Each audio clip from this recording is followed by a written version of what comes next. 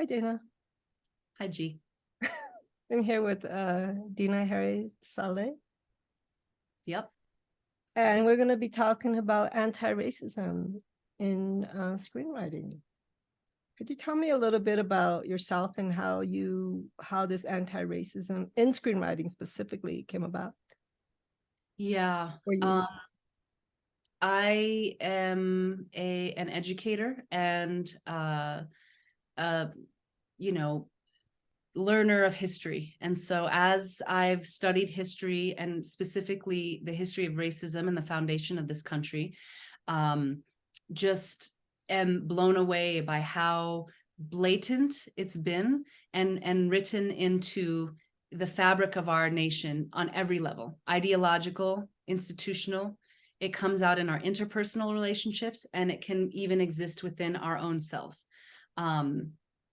And so when I stepped away from teaching school children, I decided to try my hand at screenwriting, and it's been so amazingly fun, and I love it. It's a great form, right? And it's very limited, but also you can have a lot of freedom within those limitations. So and I love movies too, right? And I just noticed that I am very perceptive or sensitive to little slights in films, and so started thinking about like, oh, and this is because of my historical knowledge, right? And so I'm like, oh well, maybe I could read screenplays and help people see their own biases and help them um, create a greater context or awareness around those so that they don't perpetuate harmful stereotypes in their work. And I found out that there's a name for this job, and it's called sensitivity reading. And so I decided, yes, I want to be a sensitivity reader. I mean, it's what I do in my life every day, Yeah. all my waking hours, you know. And so it'll be nice. It's nice to kind of focus it somewhere. Yeah. Were there any films in particular I don't know if the word is triggered you or just really upset you in your life that stood out for you, just as an example? Oh gosh, I There's mean, so many probably, but there's so many. Exactly, so many. is there one that's just like kind of just totally shocking that people aren't even noticing? um I think any US film that propagandizes the US military, especially with their involvement in Middle East uh Tell me culture. more about that, because a lot of people are so used to seeing this that they don't know that there's anything wrong with it. Yeah, I mean, people, Arab people, Middle Eastern people are a billion people, or a little, maybe a little bit less than that, and we're all just as unique and diverse as any group of people. And yet, in every movie, especially a U.S. film that shows the U.S. military in a positive light, all of the evildoers are Arab terrorists. And there's a reason for this, post 9/11, but that even existed pre 9/11. And so it's this idea that this country is trying to, it's like it's the entertainment arm of the military industrial complex. That's what it's called. That's what Hollywood is called by some critics. And so to show the military in this positive light, and they show these just like one-dimensional evil male Arab characters who just want to be assholes and just want to kill people for no reason, and they're crazy, and and crazy is a sanist term. I mean, I'm using it, that's how they would say that. But and so just thinking like, wait a minute, that's not any of the people that I know. Why would they show Arab people like this? Now American people are going to think Arab people are like this, and they do. I've had people call me a terrorist. I'm a child of Palestinian immigrants, and when I share that with people, they're like, oh, so suicide bombers, or you're a suicide, they'll say stuff like that Because to they me. see it from TV. Exactly. And movies That's that, where we get our info. Yes, if you don't read and you don't, and like that's where you get your cultural knowledge, you're going to have these biases because they've been specifically designed for you to have that. So like now as a country, we're supposed to hate the Middle East, right? And like, oh, those backward savages. I mean, they've said this in, policy conversations and all this. They say that Israel is the only democracy in the Middle East. Well, guess what? Israel's white. So I wonder if that's a coincidence, right? But the truth is, like, every culture of people are extremely diverse. And so there can never be just the one story, right? It's the danger of a single story, like Chimamanda Ngozi Adichie says. And so, you want to tell more than that one story. Are there terrorists who have been Arab? Absolutely. Are there terrorists who have been white American male? 100%. Almost every day that we have a mass shooting, we can call these people that, right? And yet that's not the language we use. Well, we'll idealize the high school shooter, but we won't idealize, who we deem as the evil terrorists, right? Yeah, exactly. They don't become rock stars, like they don't make a Jeffrey Dahmer movie out of them, right?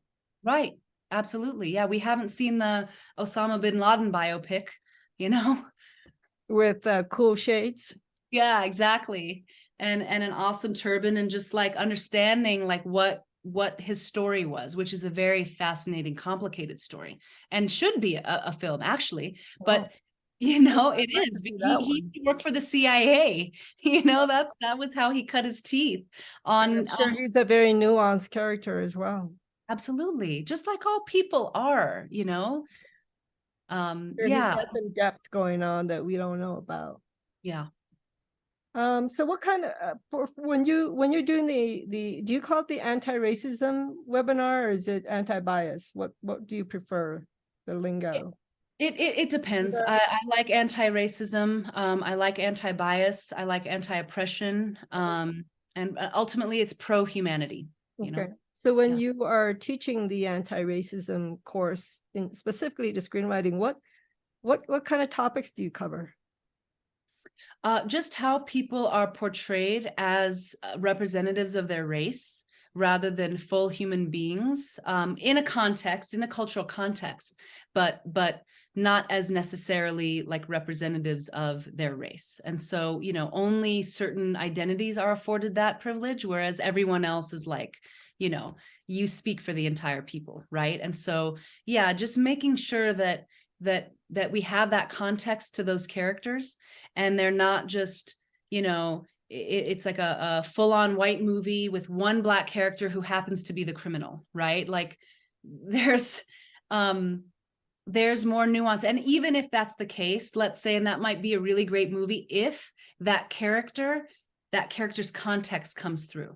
Like I'm thinking of, I think it's Panic Room, and Forrest Whitaker is in that movie, and he's the only black person in that movie from what I remember, and he's a criminal. They're breaking into the house, but he's the only ethical one. So that movie actually turns that trope on its head a little bit. Like he's the one he's this like ethical criminal. And so he's bringing this, like, oh, well, maybe we shouldn't, like, while the kid's here. No, not while the kid's here, like, and so that's a way you could do it, right? And just make sure that you're not basically just not perpetuating stereotypes. We all know what the stereotypes are. We don't need to see them anymore. Let's see something interesting about this person. I'm going to throw back at you the white argument. Okay. Mm-hmm. And I'd like for you to clarify this, because I'm always dying to hear the other side, which is, of course, the criminal is black. Every time something happens to me, it's a black person. Black men are always raping women. It's always in the news. It's always the black people that kill and steal. That's the white argument. Can you respond to that? It's like, of course, because that's reality. That's reality. I'd really like to hear your comment on that. Yeah, well, it's not reality, actually. And so if we're looking at, the news, that's media, right? And there's a specific story they're going to tell about a specific person.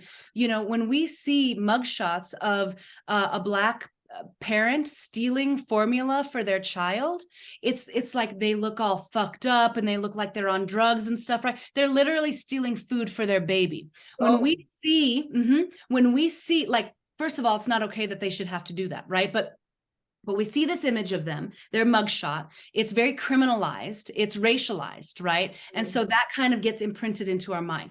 Then when we see the story about the white man who killed his family and then himself, it's him like smiling with his family. It's not a mugshot of him looking all crazy, right?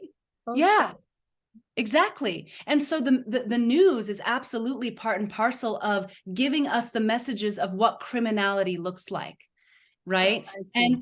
And all of this feeds into traditions. So back in the times of enslavement and Jim Crow, a Black man could be walking down the street. Well, let me give you a real example. Emmett Till. Okay. Emmett Till was from Chicago. He went to visit his grandfather and cousins in Money, Mississippi for a summer. He and his cousins were hanging out around this grocery store, and this white woman said that he whistled at her. Okay. All she had to do was say that he whistled at her. Her husband and brother kidnapped him, murdered him. Okay. And just left his body to rot in the river. Okay. When they went to trial, it was less than a day of trial for these two white men. They were found not guilty, even though everyone knew they murdered them in front of an all-white jury. Okay. White women's accusation of rape has killed many Black men. And that's a story that's this country's story. Ida B. Wells found that the lynchings of all of these Black people, especially Black men, none of them were founded. Very few of them were founded, I should say, because there is crime and there is violence for sure, but not to the extent that it was. And so all a white person had to do was accuse a Black person of doing something, and they would be lynched. So it's coming out of this tradition. So that's why white people think Black people are criminals, because we have a long history of calling Black people criminals. And it's written into law. It's created. And turned into law. And not, okay, so then we have the 13th Amendment, right? So we know that in this country, Black people used to be enslaved. They were stolen from Africa and they were enslaved on this land for 400 years, okay? The 13th Amendment passed that said slavery shall be abolished except as punishment for a crime. Who do we put in prison for crimes in this country? Black people. Right? For nothing sometimes, literally for nothing, maybe for stealing a loaf of bread. And then you have, these white CEOs who commit massive fraud and they'll never spend a day in jail. And so we have to be. They destroyed a lot of lives. A lot. And also environmental stuff too, whether they could destroy entire seas and not be put in prison even. Yes, 100%. That's exactly right. And so we have to be critical at every turn of every institution that says, oh, it's this and not that. Well, of course, Black people are criminals because they are the criminals. Black people are 13% of this country, yet are over 50% of the people who are in prison in this country. Well, this is interesting because we were talking about anti-racism and screenwriting and how media affects, like, really brainwashes us or teaches or educates us to how we perceive the world. But very little is said about the media and the way that you describe. I hate to use the word nuance in this way, but they're very nuanced in the way that very tricky in the way that they plant these little seeds. That's rarely ever addressed. We are talking about sensitivity reading for arts. Rarely do we do it for media, which I think would be an amazing change. Sensitivity reading is required for journalism. Yes, 100%. Yeah, journalism in this country is almost a joke. We have right now one of the worst environmental disasters ever to occur on this land in East Palestine. Do you know about this? In Ohio. I don't know news, but please tell me. A train went off track, and all of these very toxic chemicals exploded into the air in a town called East Palestine in Ohio, okay? They evacuated the town, that day, and they started bringing the people back. This is a $55 billion company that did this. And you can look into the history of this company and the rail stations and all of these. They cut corners in every way just to make more money, right? And so this huge train crash happened just earlier this week or late last week. And cows are dying, fish are dying, animals are dying on the street. People are getting sick from these toxic chemicals, and it's a cover-up. There's a journalist, a Black journalist, who went to go, cover this story. They arrested him.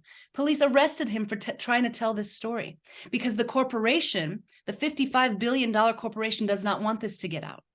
And they don't get the electric chair. Right, exactly. They don't. They don't get nothing. No, they don't. But 14-year-old George Stinney in the 1920s did, for not doing anything. Again, he was accused of raping a white woman, 14 years old, and he was put in the electric chair. And 50 years later, they're like, oh, DNA evidence found that he's not guilty. Well, of course he wasn't guilty. Most Black people know they're not going to do that stuff because this is where we get our narrative from. Yes. Media. Yes, exactly. And from this whitewashing of history. Yeah. Which we're seeing happen right now in many states, right? Yeah. Well, this is a silly question, but I'm going to ask it anyway. We can get silly. What do you hope to change about by educating writers on this topic of anti-racism? I mean, I know the answer is so obvious, but I just want to hear your word out of your word from you. Yeah, no, I mean, I want to change the world. I think we all want to change the world, and we want it to be a more compassionate, humanistic world where we all live together in relative peace. And it's possible if we can just, question ourselves and our own biases, and question the media and question the things we read. I think we know what love is, and we know what it's not. And so moving towards love in this way of like accepting people, we have this incredible diversity of people and so many stories that need to be told that we can't even think of right now because there's so many different stories. And we want to see these stories because that connects us to each other. That's sitting around the fire and hearing the stories from, our elders or whatever. That's ancient, that's in our bodies. And so, I want to eradicate racism. I want it to be gone. And so is that possible? I do think so. I think so. I have to believe it, or else what am I doing? But no, I do think so because it was created in the first place, and so if it can be created, it can be uncreated. Yeah, I read somewhere that color was created. It was not created before. It was something that was actually invented. It was invented. Yeah, whiteness was invented, and Blackness was invented as the antithesis to that. And it was for political, financial reasons. It had yes, it was to justify enslavement. Well, racism didn't exist before. It didn't. Race didn't exist before that. Race as a concept was created to justify enslaving Black people. Yeah, and then it was the denigrating, exactly, treatment of other groups as well. And then that's why we can see how Irish people, when they first immigrated here, were treated horribly. But as they started to assimilate into whiteness, the powers that be, the people who had the money, said, oh, okay, well, they're poor, but at least we can tell them they're white. And they'll have an advantage over everybody because they're white. And it's true with all Europeans, not just oh, yes, that was just an example. But yes, all Europeans were punished in some way until they became white. Exactly. Yeah. And then they get the social benefit of calling themselves white. Now, do they get necessarily material benefits from it?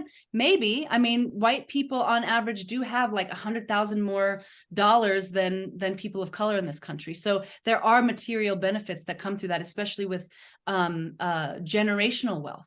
But there is the purpose of whiteness was to not only justify enslavement, but to create solidarity among all the classes of white people, so that they didn't have solidarity with the poor people of color, because that was happening at that time too. They were seeing like, wait a minute, I'm poor and they're poor, so let's get together and overtake this enslaver. And then the enslaver said, oh, no, but you're white, so you're better than them, so don't do that because you're white. Right. And then they listened, and not everybody listens. I think that there's many stories of people, white people, who are race traders in a way, and challenge whiteness, and ultimately have paid with their lives, but we don't want to do that, right? We don't want to die for this. We want to live. And so if we can start doing that in film and in media, and creating this understanding and this empathy and compassion for the other, that's what we want to do, because ultimately we're not separate. Yeah, and it's such a beautiful way to do it without rhetoric and politics. Yes. It can actually maybe inform the way journalism is handled. Yeah. Right? Yeah, I hope so. And I was thinking about how, when I asked, can racism be eradicated? And you said yes. It occurred to me that maybe that wasn't really the right question, because really it's not about eradicating racism. It's about bringing in more awareness and compassion, because that's what eradicates it, right? Yeah, that's it. Understanding one another is really what we're striving for, not abolishing racism, but understanding one another, which does that very job. Absolutely. But and I would also add to that, yes, and that's kind of more on an interpersonal cultural level. I would say that we do need to abolish racist laws, and we need to abolish racist policies, right? And so that's, I think, where the abolition, that's where it starts. Sure, exactly. It does have to start there. It needs to be mandated, otherwise people aren't going to do it, Right, exactly. And then so if we can have this kind of double-pronged approach, like art and culture, institution, and then hopefully, things change. It's definitely the law. It seems like it needs to start there, because people have to obey the law, right? Because that's how you get fed, that's how you pay your rent, that's how you survive. Yep. And this has been written into law. Yeah. So let's change these laws. Yeah. So wrapping this up, tell me what you do, what kind of your sensitivity reader. Do you do this for film and TV, or for what kind of services, I guess? Yeah. No, yes. I do. I read screenplays for bias, film and TV. I also can read I read novels as well for bias, so I can do that. But really any written work I can read. If you have some kind of something that you're trying to say in there, and you're wanting to be, inclusive and equitable and maybe even liberatory, I would suggest you get a sensitivity reader to just make sure that you're saying things how you mean them and not coming from your biases, because we've all been socialized to be biased in many ways. It serves the status quo to do that. And so it's okay that we have biases. No one is evil for having biases.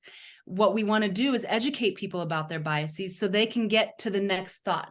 That first thought is our socialized thought. That's the thought society put into our minds.